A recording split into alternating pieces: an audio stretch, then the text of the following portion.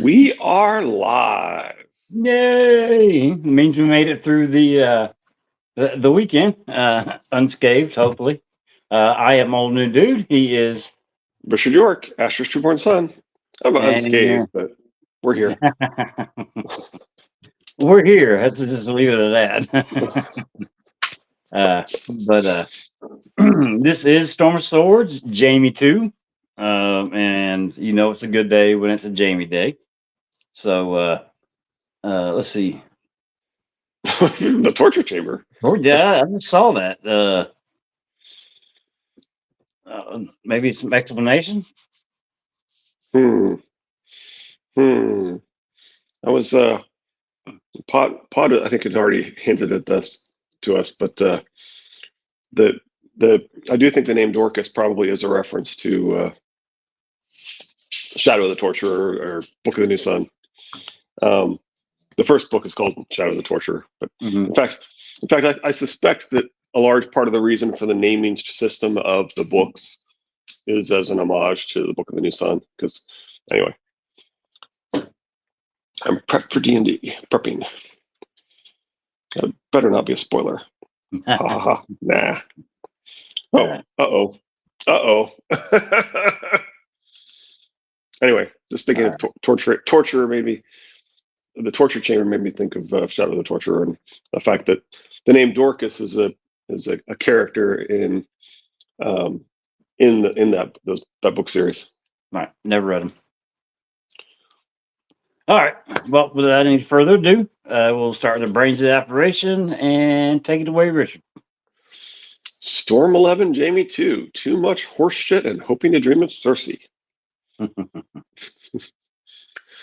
Jamie was the first to spy the inn. The main building hugged the south shore where the river bent. Its long, low wings outstretched along the water as if to embrace travelers sailing downstream. The lower story was gray stone, the upper whitewashed wood, the roof slate. He could see stables as well, and an arbor heavy with vines. No smoke from the chimneys, he pointed out as they approached, nor lights in the windows. The inn was still open when last I passed this way, said Sir Cleo Spray. They brewed a fine ale. Perhaps there's still some to be had in the cellars. There may be people, Brienne said, hiding or dead. Frightened of a few corpses, wench? Jamie said. She glared at him. My name is Brienne, yes. Wouldn't you like to sleep in a bed for a night, Brienne? It'd be safer than on the open river, and it might be prudent to find what's happened here. She gave no answer, but after a moment she pushed at the tiller to angle the skiff in toward the weathered wooden dock. Sir Cleo scrambled to take down the sail. When they bumped softly against the pier, he climbed out to tie them up. Jamie clambered after him, made awkward by his chains. At the end of the dock, a flaking shingle swung from an iron post painted with the likeness of a king upon his knees, his hands pressed together in the gesture of fealty. Jamie took one look and laughed aloud. We could not have found a better inn. Is this some special place? The wench asked, suspicious. Sir Cleos answered, This is the Inn of the Kneeling Man, my lady. It stands upon the very spot where the last king of the north knelt before Aegon the Conqueror to offer his submission. That's him on the sign, I suppose. So the Field of Fire is one of the first times we hear about dragons in the books, I think from Tyrion, and it's frequently mentioned. So it seems likely that it was intended that there would be some sort of echo in future books of the Field of Fire. Yeah. Just something to think about. So, is that the same inn from Game of Thrones where Lady dies, or is that a different inn? No, it's the end of the crossroads. This is going to be where Hot Pie winds up, though. So Arya and Gendry and Hot Pie are going to wind up here. Okay. Okay. So this is where she's going to meet Harwin. All right. So the Aegon's conquest ended basically at this spot. I suppose. I mean, so it certainly did for the North. I mean, he continued to try and take Dorne. Right. But all right, you had a big non-battle for Aegon's conquest on the Trident, and you had a big battle for Robert's Rebellion on the Trident, and then now we got winter coming with a possible big battle at the trident Sure. with Danny's vision. So things happen in threes. Yeah. All right. Yeah, I do think I mean, the one that everybody remembers is, of course, is Harrenhal because we spend so much time in Harrenhal and so forth, Right. right? But I think the first one that's discussed is the Field of Fire, and it's discussed kind of over and over again, including right here. So, Thorin had brought his power south after the fall of the two kings on the Field of Fire, said Jaime. But when he saw Aegon's dragon and the size of his host, he chose the path of wisdom and bent his frozen knees. He stopped at the sound of a horse's whinny. Horses in the stable, one at least, and one is all I need to put the wench behind me. Let's see who's home, shall we? Without waiting for an answer, Jaime went clinking down the dock, put a shoulder to the door, shoved it open, and found himself eye to eye with a loaded crossbow. Standing behind it was a chunky boy of 15. Lion, fish, or wolf? The lad demanded. We were hoping for Capon. Jaime heard his companions entering behind him. The crossbow is a coward's weapon. It'll put a bolt through your heart all the same. Perhaps, but before you can wind it again, my cousin here will spill your entrails on the floor. Don't be scaring the lad now, Sir Cleus said. We mean no harm, the wench said, and we have coin to pay for food and drink. She dug a silver piece from her pouch. The boy looked suspiciously at the coin and then at Jaime's manacles. Why is this one in irons? Killed some crossbowmen, said Jaime. Do you have ale? Yes, the boy lowered the crossbow an inch. Undo your sword belts and let them fall. It might be we'll feed you. He edged around and peered through the thick, diamond-shaped window panes and see if any more of them were outside. That's a tully sail. We come from Riverrun.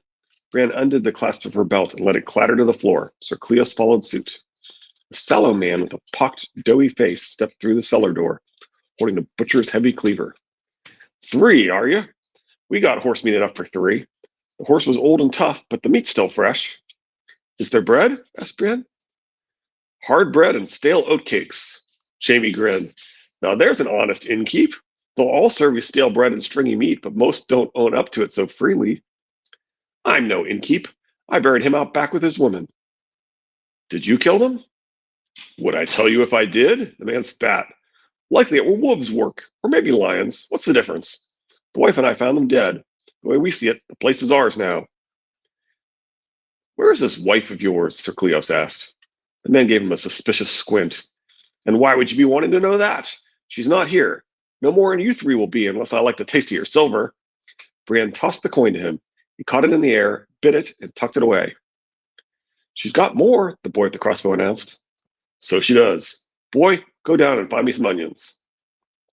The lad raised the crossbow to his shoulder, gave them one last sullen look, and vanished into the cellar.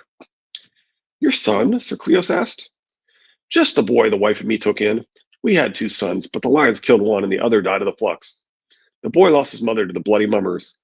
These days, a man needs someone to keep watch while he sleeps. He waved the cleaver at the tables. Might as well sit. The hearth was cold, but Jaime picked the chair nearest the ashes and stretched out his long legs under the table. The clink of his chains accompanied his every movement. An irritating sound. Before this is done, I'll wrap these chains around the wench's throat. See how she likes them then. So this does seem to foreshadow the Valonqar. I certainly see the Tyrion and Jaime seeds that George plants, Yeah. but I still think Loras' seeds are more fertile. This is true. And this chapter is we always thought of Tyrion as the funny one. Mm-hmm. And it is beginning more and more apparent that Jaime might be funnier than Tyrion was. He has his own droll sense of humor that's very enjoyable. I think it is extremely hilarious. Say fertile again. Why do I have to say fertile again? Fertile. Okay. Fertile. Anyway. Yeah. The man who wasn't an innkeep charred 3 huge horse steaks and fried the onions in bacon grease, which almost made up for the stale oatcakes. Cersei is real hot. Or H-pot? I'm not sure. Or P-H-O-T maybe? I don't know. I'm not sure what that means. I don't know. It might just be a typo. Hoot. Oh, Cersei is a real hoot. Yeah, that's a good point. Yeah. It's that childhood trauma, funny trait. Yeah, you're right. They're all dealing with their trauma in a similar fashion with their crazy senses of humor. I like that. The man who wasn't an innkeep charred 3 huge short steaks and fried the onions and bacon grease, which almost made up for the stale oatcakes. Yeah, I can imagine that given how unsatisfying the food sounded like it was going to be, getting onions fried in bacon grease does sound much better. Laughing my ass off that came out wrong. The trauma isn't funny. Oh, never mind. Oh, it does make it. Yeah, I mean, you mean it gives them the funny trait, which is I took it that way, but I get what you mean that the way you wrote it, it does. Yeah. Okay. Moving on. Jaime and Cleos drank ale, Brienne a cup of cider. The boy kept his distance, perched atop the cider barrel with his crossbow across his knees, cocked and loaded. The cook drew a tankard of ale and sat with him. What news from River Run? He asked Sir Cleos, taking him for their leader. Sir Cleos glanced at Brienne before answering. Lord Hoster is failing, but his son holds the fords of the Red Fork against the Lannisters. There have been battles. Traumedy is real. Battles everywhere. Where are you bound, sir? King's Landing, Sir Cleos wiped grease off his lips. Their host snorted. Then you're 3 fools. Last I heard, King Stannis was outside the city walls. They say he has 100,000 men and a magic sword. Jaime's hands wrapped around the chain that bound his wrists, and he twisted it taut, wishing for the strength to snap it in two.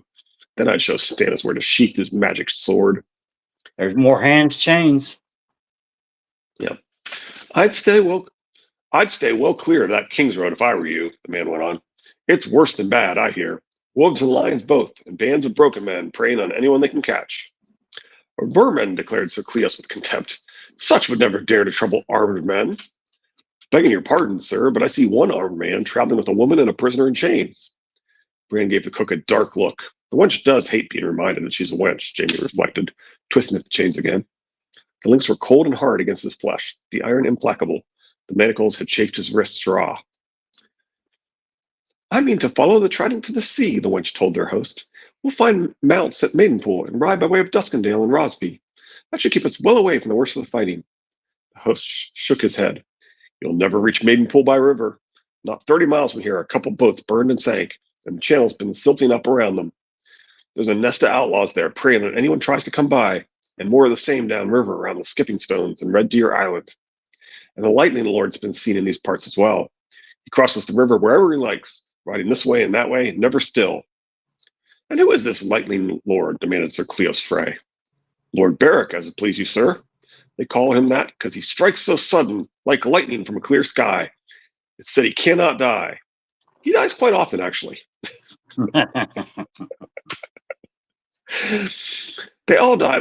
Actually, we should, of course, we know that he's called the Lightning Lord because of his sigil, but anyway. Yeah. They all die when you shove a sword through them, Jaime thought. Does Thoros of Myr still ride with him?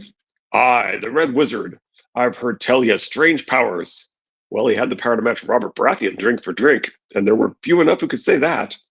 Jaime had once heard Thoros tell the king that he became a red priest because the robes hid the wine stains so well. Robert had laughed so hard he'd spit ale all over Cersei's silken mantle. Far be it from me to make objection, he said, but perhaps the trident is not our safest course. I'd say that's so, their cook agreed.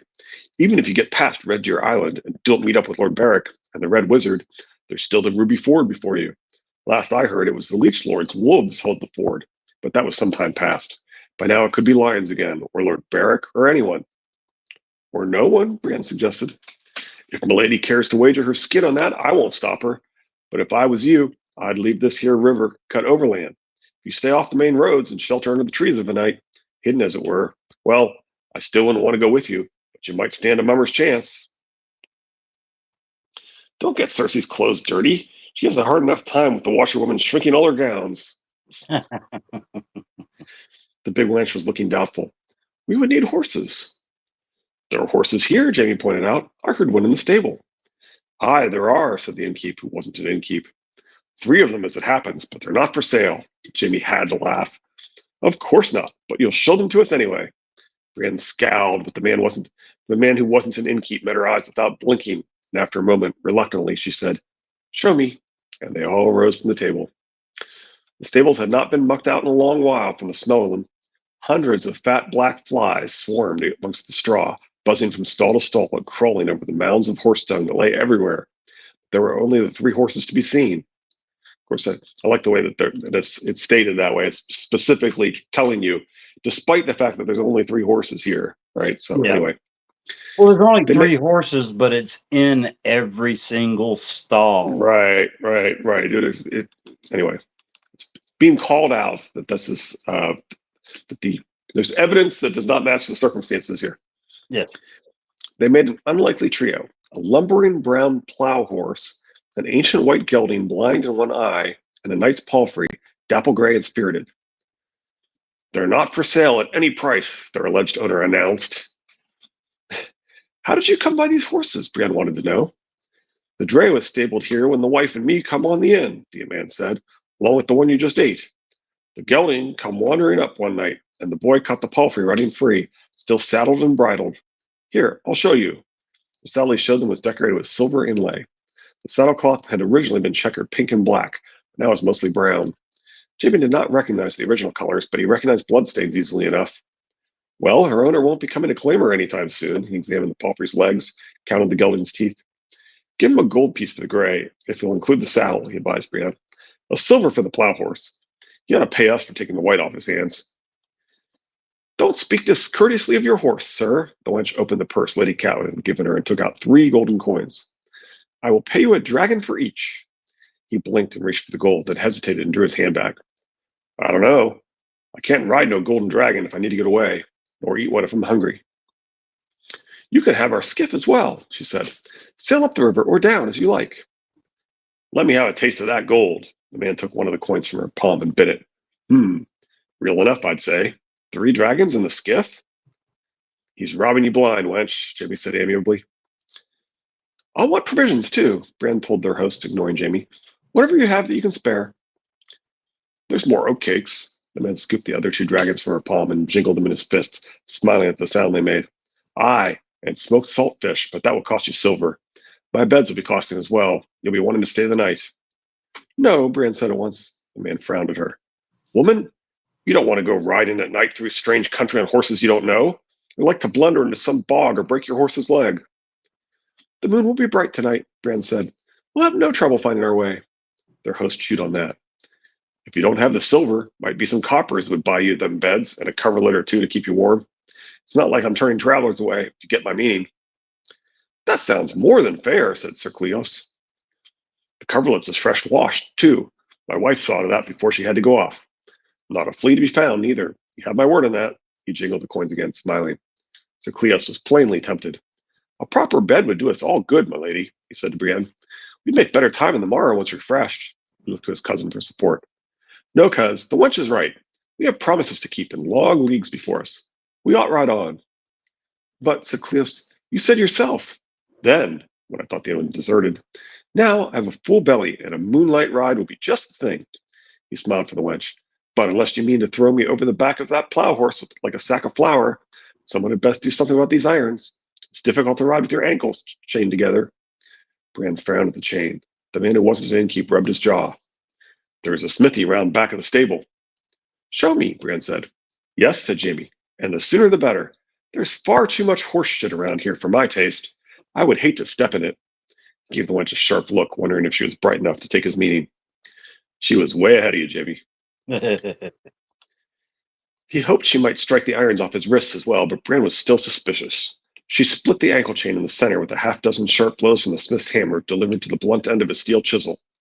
When he suggested that she break the wrist chain as well, she ignored him. 6 miles downriver, you'll see a burned village, their host said as he was helping them saddle the horses and load their packs. This time he directed his counsel at Brienne. The road splits there. If you turn south, you'll come on Sir Warren's stone tower house. Sir Warren went off and died, so I wouldn't say who owns it now. It's a place best shunned. You do better to follow the track through the woods, south by east. We shall, she answered. You have my thanks. More to the point, he has your gold, Jaime kept the thought to himself. He was tired of being disregarded by this huge, ugly cow of a woman. She took the plow horse for herself and assigned the palfrey to Sir Cleos. As threatened, Jaime drew the one-eyed gelding, which put an end to any thoughts he might have had of giving his horse a kick and leaving the wench in his dust. The man and the boy came out to watch them leave. The man wished them luck and told them to come back in better times, while the lad stood silent, his crossbow under his arm. Take up the spear or maul, Jamie told him. They'll serve you better.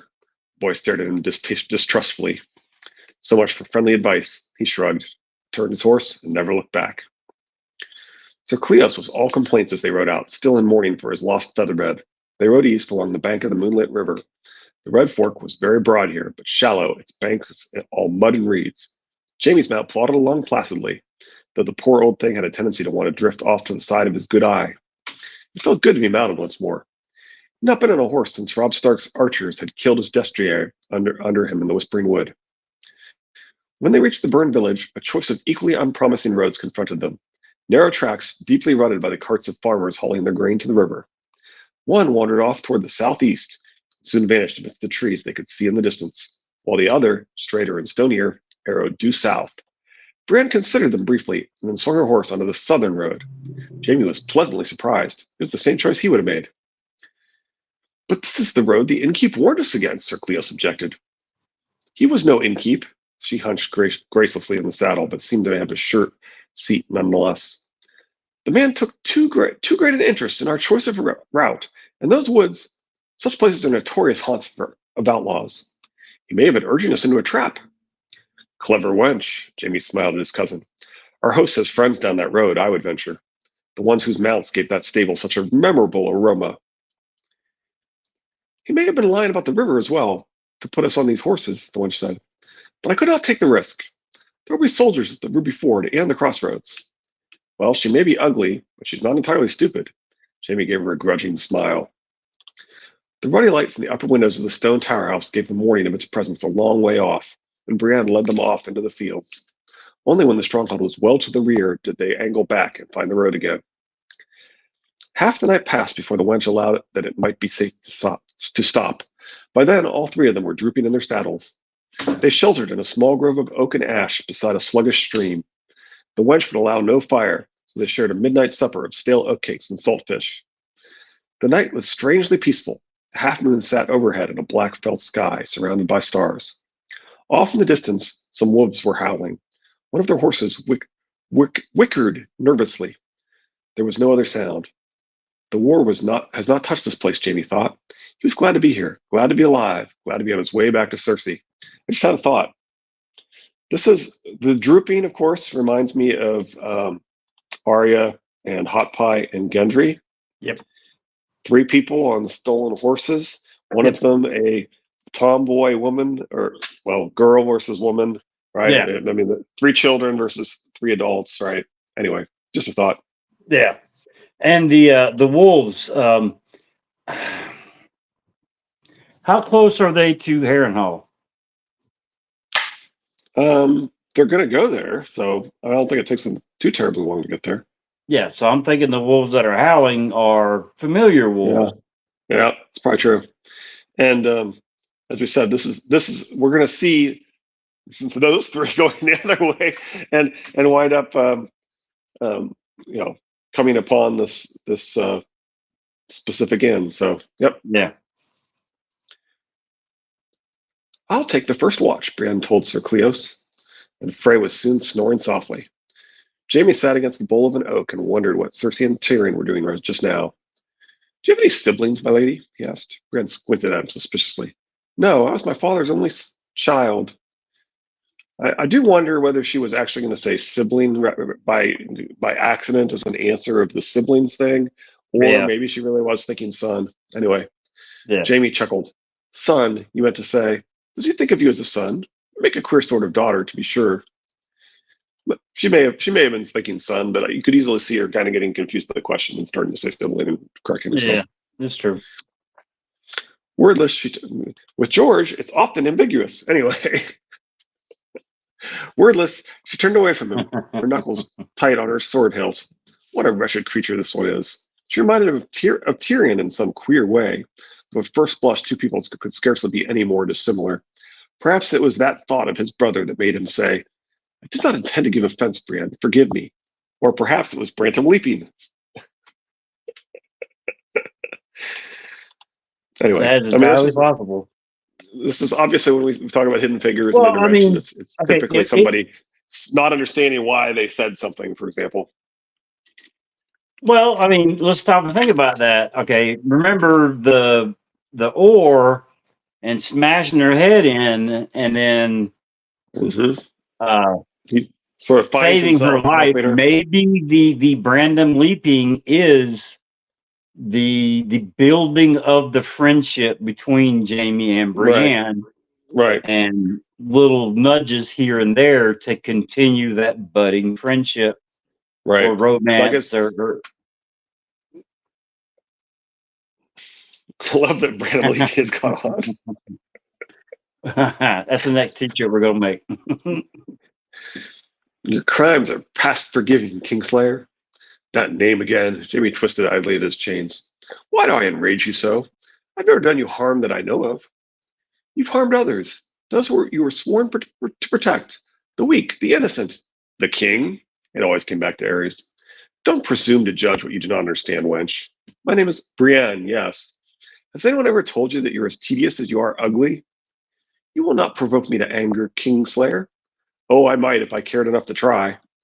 Why did you take the oath? She demanded. Why don the white cloak if you meant to betray all it stood for?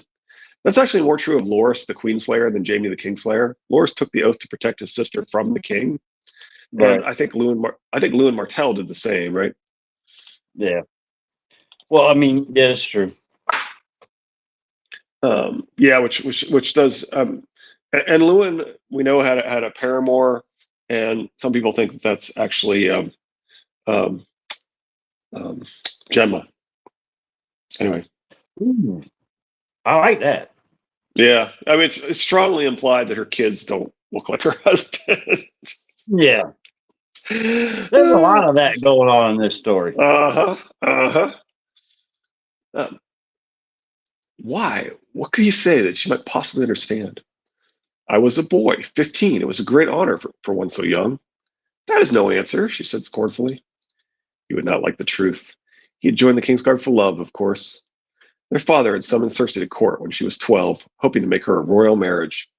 He refused every offer for her hand, preferring to keep her with him in the Tower of the Hand while she grew older and more womanly and ever more beautiful. No doubt he was waiting for Prince Viserys to mature, or perhaps for Rhaegar's wife to die in childbed. Ellie of Dorne was never the healthiest of women. Speaking of which, right? Yeah. Jaime, meantime, had spent 4 years as squire to Sir Sumner Crakehall and earned his spurs against the Kingswood Brotherhood. When he made a brief call at King's Landing on his way back to Castle Rock, chiefly to see his sister, Cersei took him aside and whispered that Lord Tywin meant to marry him to Lysa Tully, gone so far as to invite Lord Hoster to the city to discuss dower. But if Jaime took the white, he could be near her always.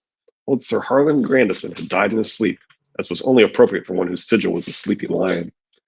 Ares would want a young man to take his place, so why not a roaring lion in place of a sleepy one? Father will never consent, Jaime objected. The king won't ask him, and once it's done, father can't object, not openly.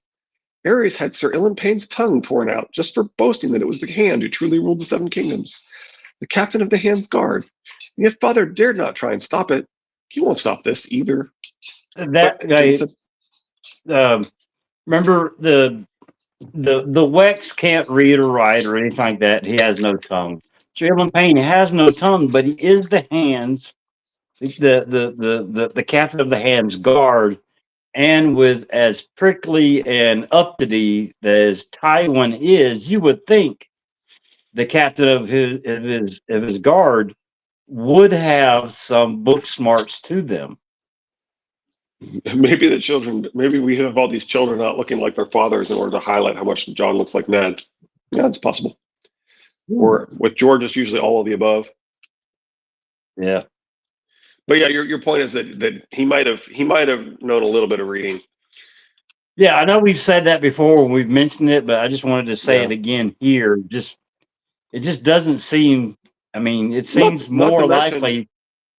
Not to mention, you can always ask people yes or no questions. Like, anyway. Yeah. All right. So he won't saw this either. But Jimmy said, "There's Casterly Rock. Is it a rock you want or me?" He remembered that night as if it were yesterday. They spent it in an old inn on Eel Alley, well away from watchful eyes. Cersei had come to him dressed as a simple serving wench. I don't think Tywin sees them as people. His servants, they're just his hired dogs to do his bidding. Yeah, but I mean, the point is that he could have had opportunities. Yeah. Cersei had come to him dressed as a simple serving wench, which somehow excited him all the more. Jaime had never seen her more passionate. Every time he went to sleep, she woke him again. By morning, Castle Rock seemed a small price to pay to be near her always. He gave his consent. Cersei promised to do the rest. You do have to wonder how she managed to get this done. On the other hand, she's at court. She probably can get to Aerys, and certainly Aerys is very open to this idea for his own reasons. So, yeah, I don't know. You think a little bit of Dorcas help? Maybe. A moon's turn later, a royal raven arrived at Castle Rock to inform him that he'd been chosen for the King's Guard. He was commanded to present himself to the king during the great tourney at Harrenhal, say his vows, and don his cloak. So Castle Rock knew that the king was going to be there. That's interesting. True. That's interesting, isn't it? Because everybody's surprised that the king shows up, but Castle Rock was told. Huh. Anyway, I find that very curious. I didn't catch that. That's pretty good. Yeah. I hadn't even caught it in my notes. I just caught it just now. I was like, oh, that's interesting. Anyway. Yeah. Jaime's investiture freed him from Lysa Tully. Elsewise, nothing went as planned. His father had never been more furious. He could not object openly. Cersei had judged that correctly, but he resigned the handship on some thin pretext and returned to Castle Rock, taking his daughter with him. Instead of being together, Cersei and Jaime just changed places, and he found himself alone at court, guarding a mad king, while 4 lesser men took their turns dancing on knives in his father's ill-fitting shoes. So swiftly did the hands rise and fall that Jaime remembered their heraldry better than their faces. The Horn of Plenty hand and the Dancing Griffin's hand had both been exiled. The Mace and Dagger hand dipped in wildfire and burned alive. Lord Rossard had been the last. His sigil had been a burning torch, an unfortunate choice, given the fate of his predecessor, but the alchemist had been elevated largely because he shared the king's passion for fire. I would have drowned Rossard instead of gutting him. Bran was still awaiting his answer. Jaime said, "You're not old enough to have known Aerys Targaryen." She would not hear it. "Aerys was mad and cruel. No one has ever denied that. He was still king, crowned and anointed. You had sworn to protect him." "I know what I swore. And what you did." She loomed above him, 6 feet of freckled, frowning, horse-toothed disapproval. "I thought she was taller than that." Yeah, I thought so too. Anyway. I thought Jaime was taller than that. Oh, Jaime is. I think the implication is that he's still lying against the bole of the tree. Yeah. Okay. "Yes, and what you did as well. We're both kingslayers here, if what I've heard is true. I never harmed Renly. I'll kill the man who says I did. Best start with Cleos, then. You'll have a deal of killing to do after that, the way he tells the tale." "Lies! Lady Catelyn was there when his grace was murdered. She saw. There was a shadow. The candles guttered, and the air grew cold, and there was blood." "Oh, very good," Jaime laughed. "Your wits are quicker than mine, I confess it. When they found me standing over my dead king, I never thought to say, 'No, it wasn't me. It was a shadow, a terrible cold shadow.'" He laughed again. "Tell me true, one kingslayer to another. Did the Starks pay you to slit his throat, or was it Stannis? Had Renly spurned you? Was that the way of it? Or perhaps your moon's blood was on you. Never give a wench a sword when she's bleeding." So one thing about this that's kind of interesting is that we're being told that she's a kingslayer, and of course we have Stannis and the triple vow: "I swear it, I swear it, I swear it." Right? Yeah. So you could see that as pointing towards her killing Stannis. I don't actually think that's the case. I think that for her to really be echoing Jaime, she needs to kill the person she's sworn to, which is Catelyn. But so I think, and of course that's the pattern too, right? Is all these people swearing to somebody and then betraying them. But so that would be Davos killing Stannis. Yeah, I mean, I guess it could be Devon, but I lean towards Davos. Yeah. Would Shireen be the catalyst that sets that off? Oh yeah. Yeah, because it's supposed to. I mean, we know Stannis is supposed to be an echo of the Mad King, right? That he's burns his own hand. orders politically untenable executions, and he sends his fire sorcerer advisor to kill a man expecting to fight a champion, right? Yeah. But everybody loves Stannis. Yeah. Anyway, you should hear more people pointing those three out, right? Well, they won't even acknowledge that Stannis I burned his brother Baratheon gave the order to burn his brother that he says he did. But anyway, yeah.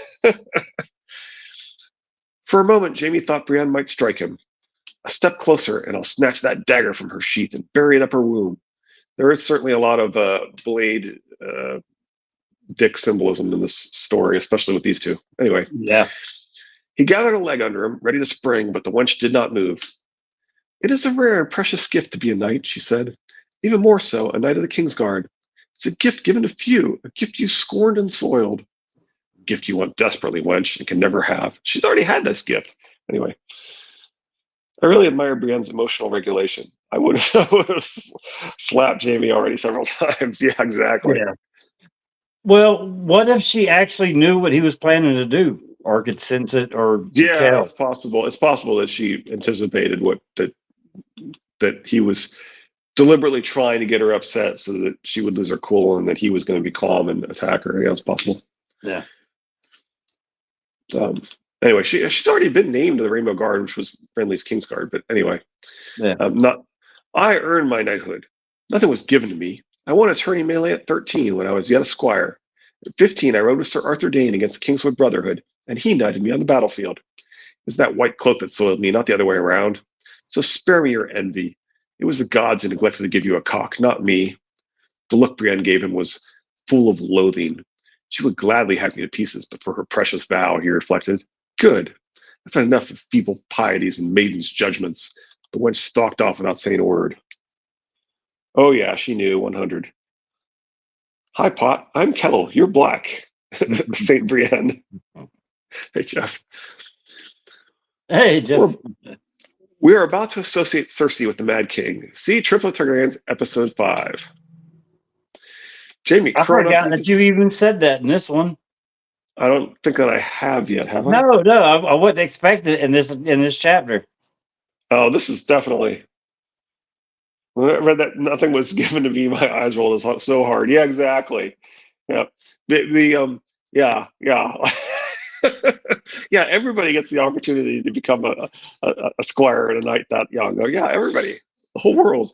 Anyway, Jaime curled up beneath his cloak, hoping to dream of Cersei. When he closed his eyes, it was Aerys Targaryen he saw, pacing alone in his throne room, picking at his scabbed and bleeding hands. The fool was always cutting himself in the blades and barbs of the Iron Throne. Jaime had slipped in through the king's door, clad in his golden armor, sword in hand. The golden armor, not the white. No one even remembers that. When did I take off that damn cloak as well? When Aerys saw the blood on his blade, he demanded to know if it was Lord Tywin's. I want him dead, the traitor. I want his head. You'll bring me his head or you'll burn with all the rest, all the traitors. Rosert says they are inside the walls. He's gone to make them a warm welcome. Whose blood? Whose? Rosart's, answered Jaime. Those purple eyes grew huge then, and the royal mouth drooped open in shock. He lost control of his bowels, turned, and ran for the Iron Throne. Beneath the empty eyes of the skulls on the walls, Jaime hauled the last Dragon King bodily off the steps, squealing like a pig and smelling like a privy. A single slash across his throat was all it took to end it. So easy, he remembered thinking. The king should die harder than this. Rossard at least had tried to make a fight of it, though if truth be told, he fought like an alchemist. Queer that they never asked who killed Rossard. But of course, he was no one, lowborn, hand for a fortnight, just under their mad fancy of the Mad King. Oh man, there's some other things I just saw there too, right? We've talked before about how the skulls and the walls seem to be watching people, right? And how with Arya, it really made it seem like maybe that was true. And I think we may have had other people talk about that, like Ned. And so it makes you wonder if we've talked about how we think maybe it's not just Bran, that there may be another entity, right? And maybe that entity doesn't time travel, but they're still somewhat eternal, going through time and watching things as they go and so forth. So anyway, that just kind of hit me. Now, would that entity, regardless of who it is, just be looking through the eye sockets of the dragon skulls, or or would they be making moves? Well, and one of the things that's interesting is that the Starks basically have their previous leaders in stone underneath them, right? Right. In King's Landing was previously ruled by dragons, and we have essentially it's like stone dragons in a sense underneath King's Landing. Right. I'm going to give you a mild spoiler for Winds, but in Winds, Ariane goes underneath the forests, and she finds stone weirwoods, basically stone faces that could be petrified weirwoods or could be actual stone columns. That it's ambiguous as so many things with George R. Right. Right. And so you've got. Does it say how long it takes weirwood to turn to stone, or it's just a long, It long mentions time? that they do, but I don't know if it ever tells us exactly how long. But Okay. anyway, the point is, you've got basically the stone gods of the children of the forest underneath the forest, and in each case, the people who were in charge of those locations get removed from those locations. Right, the Starks are gone from Winterfell. The Targaryens are gone from King's Landing. The children are gone from the forests in the south. Right. Okay. And so, if nothing else, perhaps it's actually it's symbolism to show us that the dragons are like the weirwoods, essentially, right? Okay. Anyway, just a thought. Yeah. So Cersei hasn't actually exiled anyone yet, although she did send her hand for a fortnight to Essos. Hey, I know we're talking about the grand Cybass game being played. What if it was like Sheldon off of Big Bang and Howard and Leonard coming up with 3-sided chess? They got 3-sided side. Never mind. It was a port. No, this was never a game for two players. Right? That's one of the lines and so forth, right? Yeah, that was a poor attempt at a joke. Fair enough. Sir Ellis Westerling and Lord Craycall and others of his father's knights burst into the hall in time to see the last of it. So there was no way for Jaime to vanish and let some braggart steal the praise or blame. It would be blame, he knew at once when he saw the way they looked at him. Though perhaps that was fear. Lannister or no, he was one of Aerys' 7. The castle is ours, sir, and the city, Roland Craycall told him, which was half true. Targaryen loyalists were still dying on the Serpentine steps and in the armory. Verga Clegane and Amory Lorch were scaling the walls of Maegor's Holdfast, and Ned Stark was leading his Northmen through the King's Gate even then, but Craycall could not have known that. He had not seemed surprised to find Aerys slain. Jaime had been Lord Tywin's son long before he had been named to the Kingsguard. Hey, before you get going, if the wildfire had been set off and Jaime had not killed them, there's a good chance that Ned would have been dead too. Oh, yeah. Yeah. Yeah, because he said he's already through the gate, but they didn't know that at the time. Yep.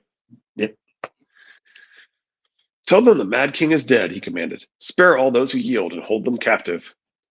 Shall I proclaim a new king as well? Craycall asked, and Jaime read the question plain. Shall it be your father, or Robert Baratheon, or do you mean to try to make a new dragon king? He thought for a moment of the boy Viserys, fled to Dragonstone, and of Rhaegar's infant son, Aegon, still in Maegor's with his mother. A new Targaryen king, and my father his hand. How the wolves will howl, and the Storm Lord choke with rage. For a moment he was tempted, until he glanced down again at the body on the floor in its spreading pool of blood. His blood is in both of them, he thought. Proclaim who you bloody well like, he told Craycall. Then he climbed the Iron Throne and seated himself with his sword across his knees to see who would come to claim the kingdom. As it happened, it had been Eddard Stark. So I really like the idea of the Mad King's oldest son judging Bonifer Hasty's grandson for having the king's blood. My preferred interpretation tends to be whatever has the most irony. Although even if it's just Jaime Targaryen, see episode 5, see Targaryen's episode 5, that there's it still has a whole lot of that irony, right? He's specifically decided that Aegon can't be king because he has the Mad King's blood in him. and we're about to get to the more delicious irony here, right? Which is you had no right to judge me either, Stark. By what right does the wolf judge the lion, right? You don't know the half of it, Jaime. See Triplet Targaryen's episodes 1 and 2.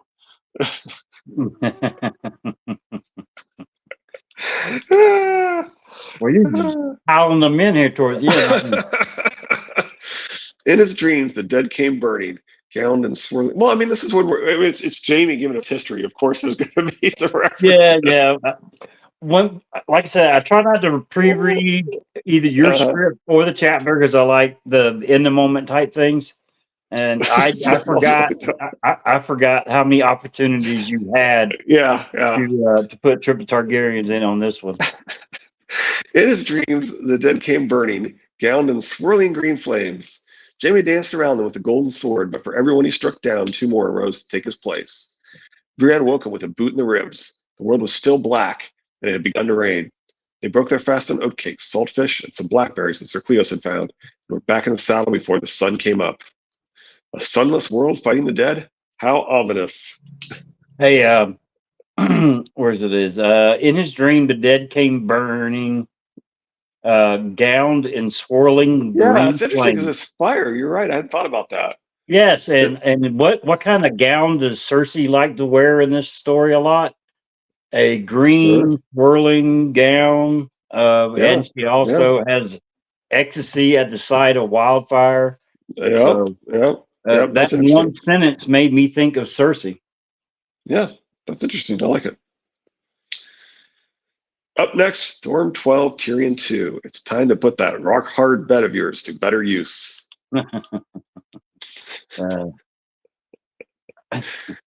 I still say that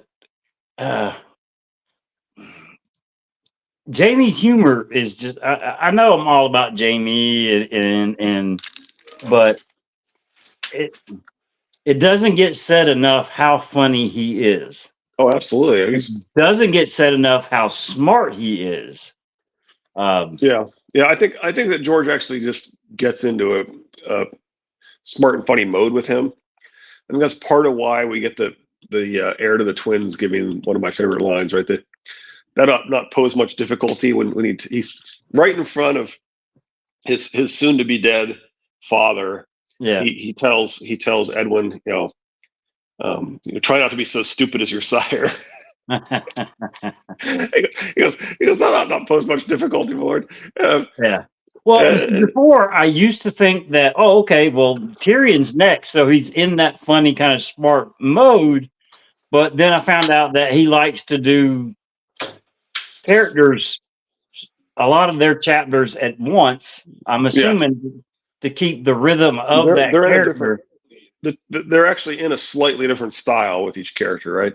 Yeah. Although he's transitioning Bran with the very last chapter. He's deliberately transitioning Bran to go from being an ignorant kid to an omniscient god, right? And so it's completely different. It's a completely different style of chapter because of that. Because he's actually trying to. It's sort of the in between chapter for Bran as he's becoming.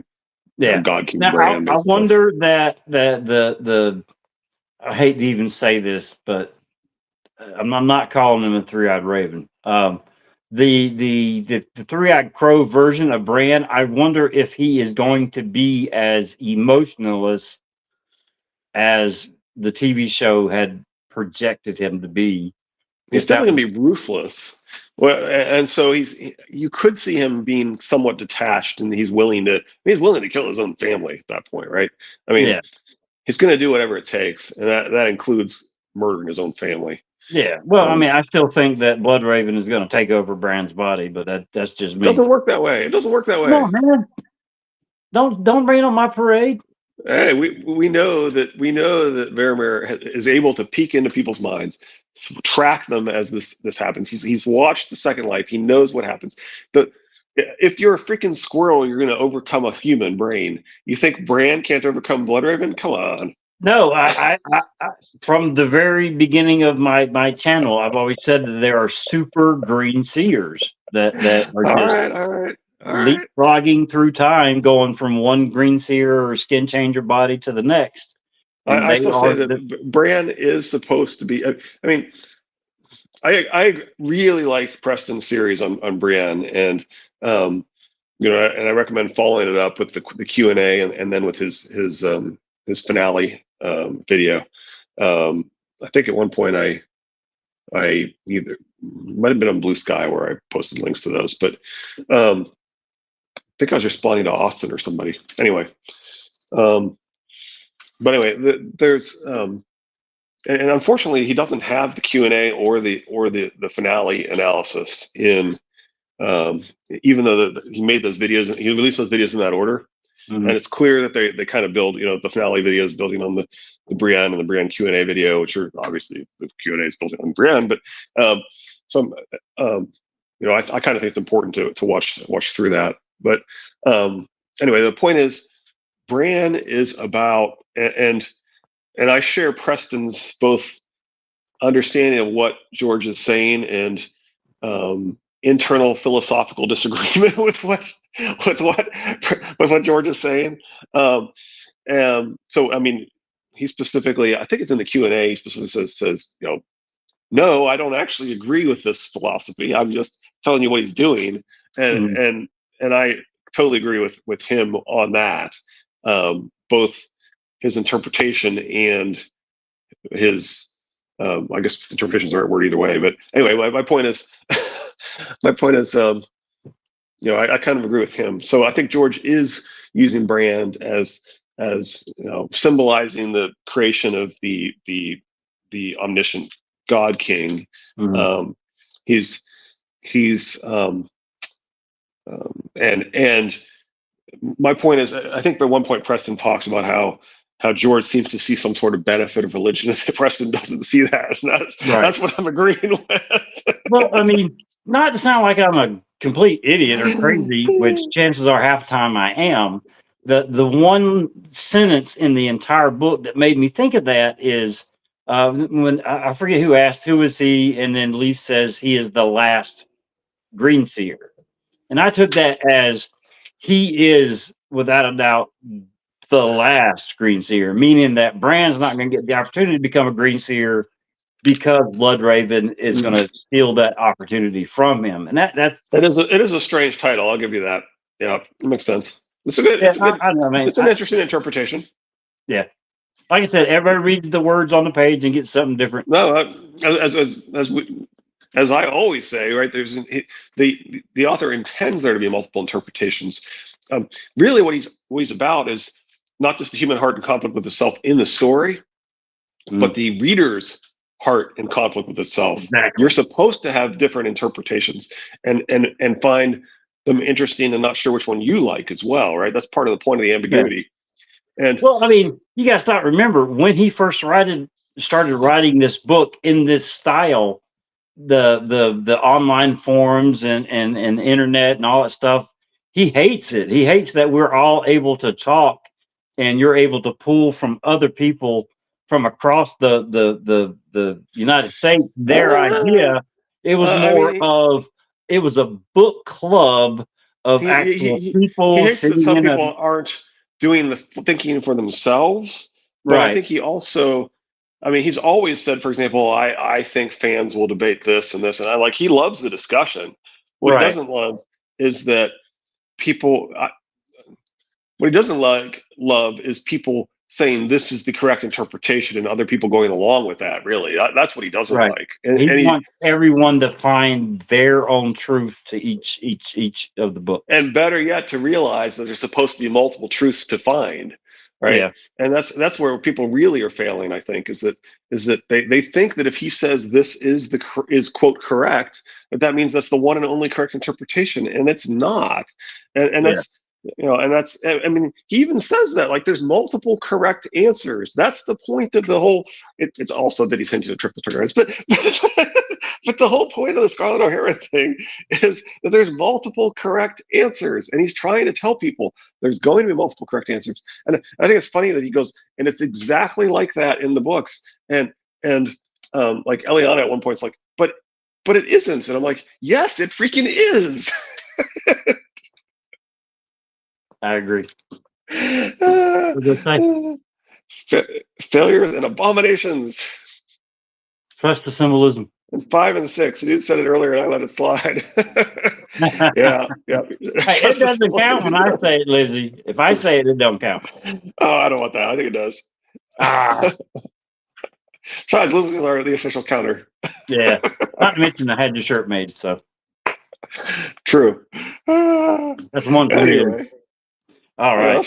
Let's wrap up. We've got long enough, but I Okay. really do think one more thing. I just want to pound on this one more time. Right. Like LML's like there's no way that it's going to be a blood sacrifice to save the world. And I'm like, it's exactly likely to be a blood sacrifice to save the world. That's exactly the sort of thing George is into. That Well, you are going to be in conflict with yourself about what he's saying, and that there'll be multiple interpretations and so forth. It's like, anyway. Well, it's literally a blood sacrifice that made Lightbringer, and that in turn is what saved the save the world. I think LML says a lot of good. I think LML says a lot of good analysis of symbolism. Although the fact that people will ask him, why is there all this Targaryen symbolism around Jaime? He'll be like, oh, there's no Targaryen symbolism around Jaime. It's around Tyrion. And I'm like, what? But anyway, so he's certainly not perfect at that, but he does do an interesting analysis of. Well, I mean, that is why I forget what chapter it was. It might have been the John chapter when I point out, especially when it comes to Mance, other people think it's somebody else, and this is what they saw for them to think that. Right, yeah, I was pointing out the Valonqar in this chapter, right? That there's hints of foreshadowing of the Valonqar being Jaime in this chapter. Yeah, I'm not so arrogant to think that what I think is more important than what you think, and that I'm right and that you're wrong. With the exception of who Tormund is, I'm right. Everybody else is wrong. But with the rest of it, I mean, even if it's something I love so much, if a theory that I love so much, I'm not so arrogant to go, all right, well, if it turns out that, I'm just going to break the TV, burn the books. No, it's still a really good story just because I was wrong. Right. And more than that is that I believe it's supposed to, that he leaves his options open, that it's supposed to be ambiguous until he commits to something, and that there's supposed to be multiple correct answers. That there are actually multiple correct. That he didn't give them the show because they answered Lyanna. He gave them the show because they showed that they had actually been trying to puzzle things out and think things through, and they had their interpretation. He asked them if they knew, and fortunately they did. He said, right? He did.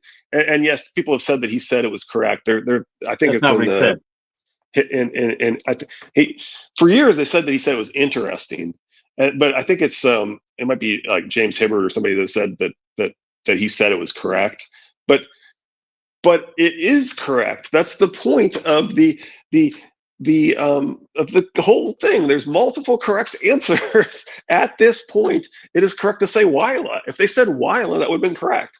If they said Ashara, that would have been correct. If they said the fisherman's daughter, that would have been correct. Schrodinger's cat. I mean, the cat is either alive or dead or both. Right. And right now, that's what this book is. It's alive and dead and both. Okay. Both. And so there are multiple correct answers, and people aren't understanding that, even when he explains that there's multiple correct answers. Anyway, it's like a spinning quarter until it lands. It's either heads or tails. Interpretations are okay then. Well, they were correct. They're just there's multiple correct interpretations, and I think some correct interpretations are better than others, personally. Yeah, my problem with Dan and Dave was the rushness in which they tried to end this chapter of their lives and move on to Star Wars. They didn't give it the time, dedication that it needed. They didn't give it the extra episode. Absolutely. It was like season. They made a checklist and said, we're going to do these things, and we don't care about characterization or plot. We care about checking off these boxes and getting done. And move on to Star Wars, and that all blew up in their face. So although they got enough money, they didn't need Star Wars. They're fine. They're gonna don't they have the 3-body problem coming out? I don't know. I don't have no idea what I do. But it's one of the biggest sci-fi books of recent years, and they've got a Netflix series coming out. Anyway, all right. Just a little bit of Hump Day will not happen this week. It is still happening. It just we won't be here because, of course, somebody besides me, for a change, can't do an episode. It's about time. Oh, he said he's not. Yeah, what we've seen, there's a significant delay, so that's not surprising. It's okay. But we will be here Friday with Tyrion 2. So everybody, please have a safe and wonderful week. We will see y'all Friday. It's right at an hour, so we need to go. Y'all take care. Have a good one. Bye. Take it easy, Richard. You too. Bye.